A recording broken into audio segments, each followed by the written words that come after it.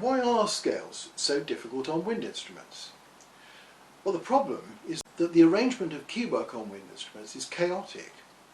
Some keys are pressed to open holes, others are pressed to close holes.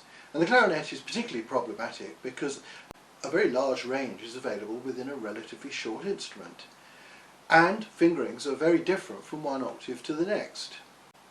If you compare this to other instruments, such as the piano or stringed instrument, and I'm not for a moment pretending that they're easy to play, at least they're set out in a regular form.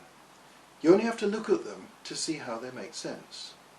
So to understand why this can't be the case for wind instruments, you need a brief history lesson. The most primitive woodwind instruments followed the basic design of the recorder. This is a very limited instrument because it has no keywork. There are only as many holes as the player has available fingers.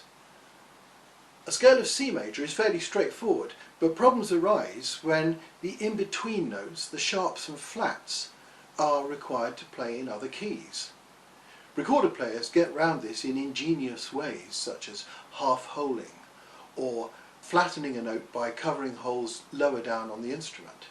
This is something that works after a fashion for the recorder, but can't be applied on larger bore modern wind instruments. This use of compromised fingerings leads to significant unevenness of tone, with notes of different strengths and timbres, as well as dodgy intonation. A much better solution is to drill more holes in the instrument, but of course if you do this, you're going to need more fingers. The answer was to add keys, effectively prosthetic fingers mimicking the up and down movement, to bring the opening and closing of these extra holes within the player's reach. Keywork on woodwind instruments has developed piecemeal over several centuries, accelerating as the demands of music increased, particularly when the orchestra grew in the Romantic period and composers pursued more adventurous harmonies and dissonances. Modern instruments work in all the keys, albeit better in some than in others. Fingering in keys such as C major or F major is relatively straightforward, but venturing into remote keys such as F sharp major or D flat major requires complex use of extra keywork. And while this works much more effectively than using recorder techniques, the simple logic of fingering patterns starts to break down.